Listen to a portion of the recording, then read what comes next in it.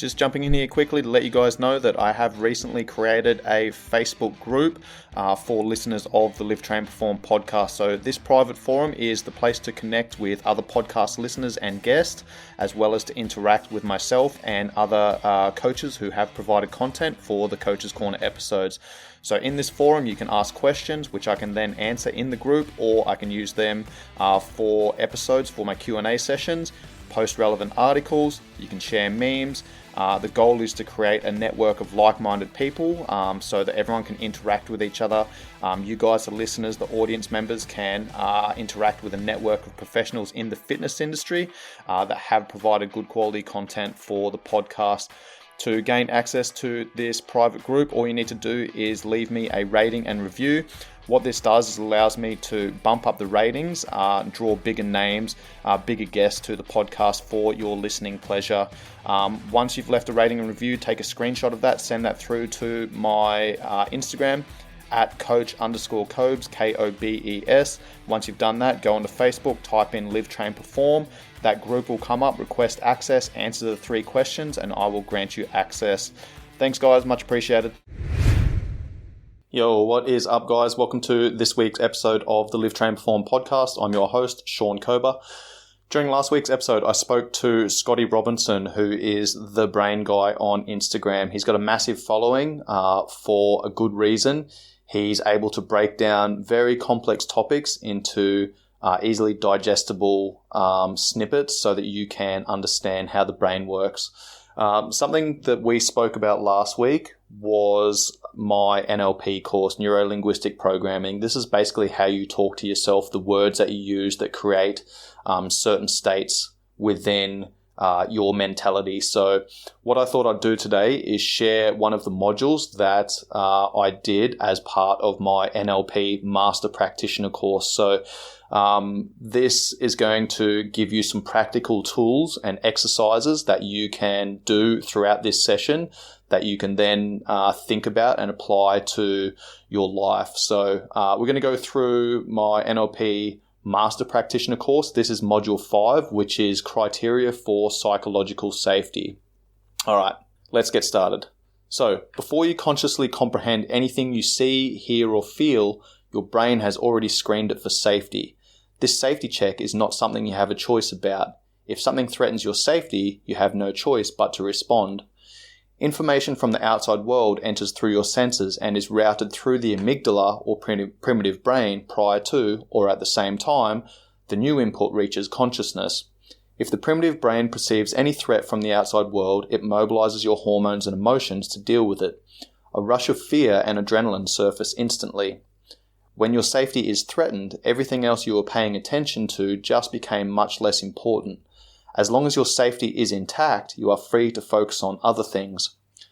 Emotional safety is no different to the primitive brain than physical safety. In fact, research has proven that the primitive brain experiences emotional stress no differently than physical stress.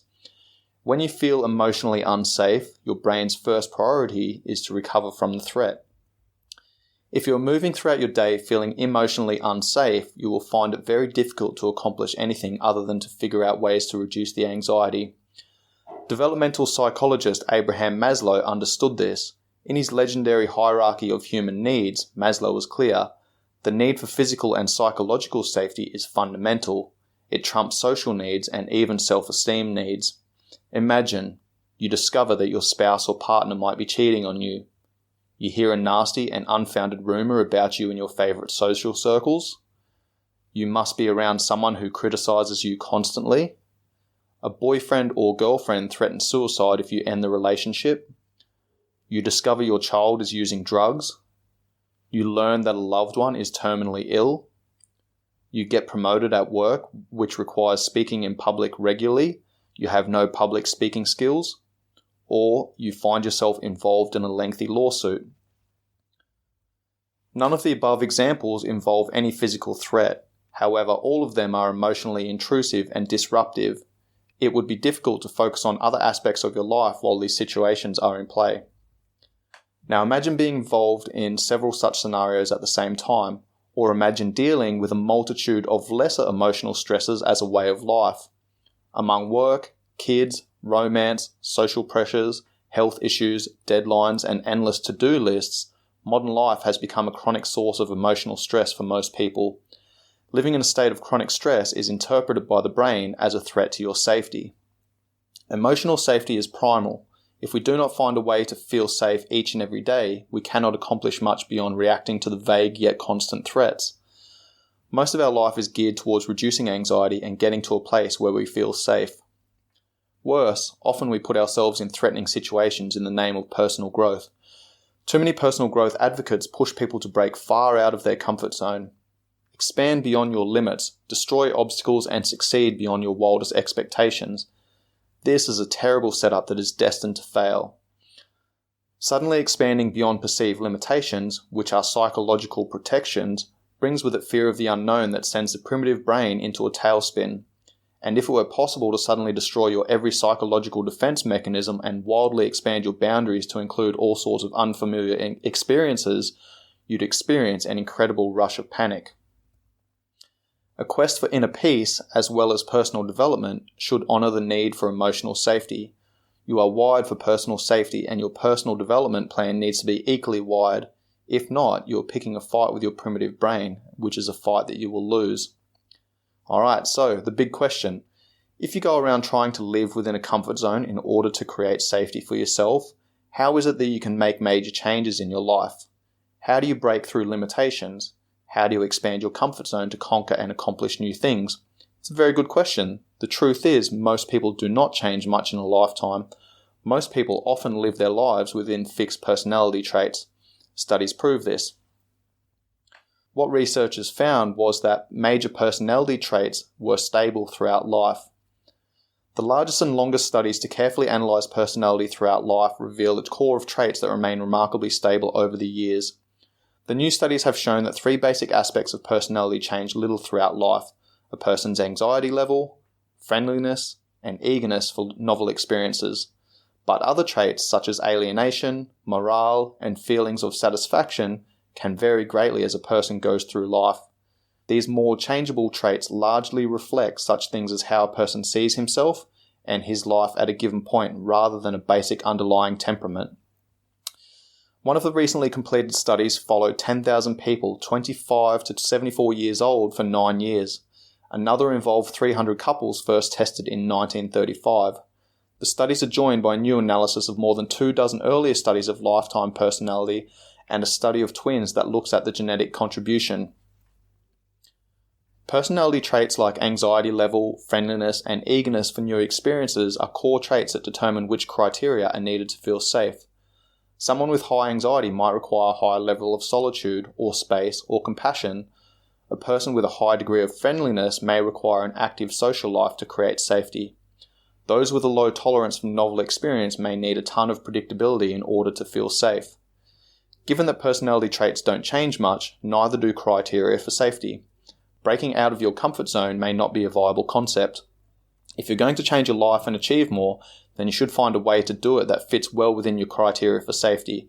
In other words, don't jump out of a plane and then look for a parachute on the way down. Plan to take emotional safety with you wherever you go. Creating safety first is what makes a thrill of accomplishing something possible.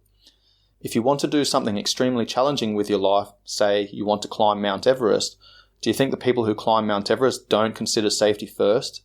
Do you think they don't plan months in advance? They actually train for years in advance. They spend thousands of dollars on the right equipment, the right training, the right nutrition, and so on. It's such a technical climb that it takes years of training and expertise to attempt. Surviving the venture is of primary concern beyond the accomplishment. The accomplishment means nothing if you're going to die before you get to the top, or you hit the top but then you can't get back down. Don't think in terms of breaking out of your comfort zone. Start by honoring your comfort zone and learning to take it with you more of the time. What if your quest for personal growth began with the assurance that, whatever you do, you'll feel safe along the way? Creating a psychological safety zone honors your psychological limits. All of us have these limits, even though so many personal and spiritual growth teachings try to convince us that we don't. Life is actually full of limits. There are limits to intelligence, there are limits to physical abilities, and limits to the physical and psychological resources that you have. There is even a limit to your physical life on this earth. Limits are real, and when we push ourselves beyond them, it creates a tremendous amount of anxiety.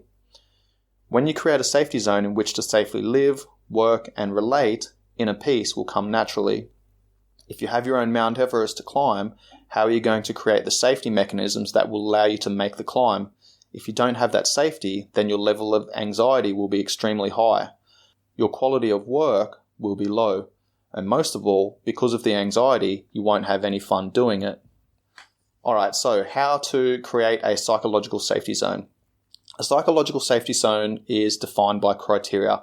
In NLP, criteria are standards for evaluation. They are like values, only applied to specific situations. For example, when you purchase a car, you use personal criteria to judge whether or not a particular model is desirable. Smart buyers have a list of things to look for. For example, you may be looking for affordability, economy, luxury, style, comfort, status, shine, speed, off-road capabilities, passenger capacity, payload, color, and so on. Each of these examples is a criterion. Most people have a short list of criteria that need to be met in order to be satisfied. The more criteria met, the greater the level of satisfaction. The fewer criteria met, the greater the dissatisfaction. Alright, so let's go through a little drill. So what I want you guys to do is pause the podcast and then on a scale of 1 to 10, rate your level of satisfaction with your car or another possession if you don't have a car. Alright, then what you do next is make a list of 4 to 5 criteria for satisfaction within a car. Do this by asking yourself the question, what is important to me in a car? The next step is to determine how many criteria on your list are currently satisfied. Step 4, see how well the list explains your level of satisfaction or dissatisfaction. So this criteria apply to everything we need to evaluate: cars, homes, careers, family life, relationships, everything. Each of us has standards for evaluating what satisfies us, whether we are aware of these standards or not. So emotional safety is subject to criteria. This is the key to creating a psychological safety zone. When you are consciously aware of your criteria for emotional safety, then you can carry those criteria with you and enforce them. It is ideal to have someone help you with this, as an objective perspective may be critical to getting the criteria right, but you can begin to explore the issue right away. So this is a drill that you can do with a partner, a family member, a friend, whatever. Alright, so here are 2 ways that you can discover your safety criteria. Simply ask yourself what you need to do to feel safe in life. Write down a list of 10 things, then narrow it down to the essential 4 to 5, your top 4 to 5 values. Alright, step 2. Identify a time in your life, like a specific memory or a time period, when you felt emotionally safe. Immerse yourself into the memory until you begin to feel how safe you felt then. Begin talking or writing about the experience. Then identify the keywords you use to describe it. These are your criteria. Alright, I'm going to give you guys some examples of some of the criteria that is written on the page in front of me. You guys will need to find what works for you, but this is an example of different people with different lives, different personality traits that have different safety criteria. Alright, so the first example. I remember the time in college when I worked at the car wash. Everything was so simple then. I went to work, which was virtually pressure-free. I did my job and I went home. I studied a bit, messed around with my friends. My friendships was everything back then. I didn't care about having a lot of money or a fancy car or whatever. I was content to just hang out with my friends. It was all about the fun of being alive. And it was fun. Nothing to worry about. I always had the time and space somehow to do stuff I enjoyed. Best of all, life seemed so predictable. I knew what I had to do and when, so I didn't have a lot of worry about the immediate future. In a funny way, I made a lot less money, but enjoyed a lot more freedom. So, the words that have been highlighted that may serve as criteria for safety in an ongoing way for this person is work, simplicity, study, friendship, contentment, fun, time, space, predictability, or freedom. Of course, how you define each criteria is up to you. Now, what constitutes fun, for example, is different for everyone. The point is those keywords may be critical for your emotional safety. They are a criteria. So those words describe what made you feel safe. Here's another example. The time I felt most safe was during my recent run for office. I was so immersed in a meaningful message and so passionate. I knew what I stood for and I knew who the enemy was. I was never quite sure I was going to win, but I thrived on the challenge. For me, it wasn't about winning or losing, but whether or not I rose to the challenge. It is like knowing your calling in life. I knew my calling and I knew what I believed and I knew what I was willing to fight for every single day. Everything seemed so clear and the path ahead was well defined, and it was simply a matter of applying myself. So this example is from someone with a different personality. Okay, this person, in order to feel safe, needs immersion in something meaningful, passion, standing for something, challenge, a calling, belief, clarity, a defined path, and applying themselves, and so on. All right, here's another one. The final example is, when my husband was alive, I do remember how safe I felt. We had such a connection like no other I've ever experienced. It's like we knew each other's thoughts and didn't even need to speak. I missed that connection. We always respected each other too. Respect was important, and we always said our love would never survive without respect first. Life was easier when I had companionship. I mean real companionship. I had someone to take care of me and someone to take care for. That was our commitment, to take care of each other. Who shows that kind of commitment anymore? Without it, I could never have felt safe. Not at all.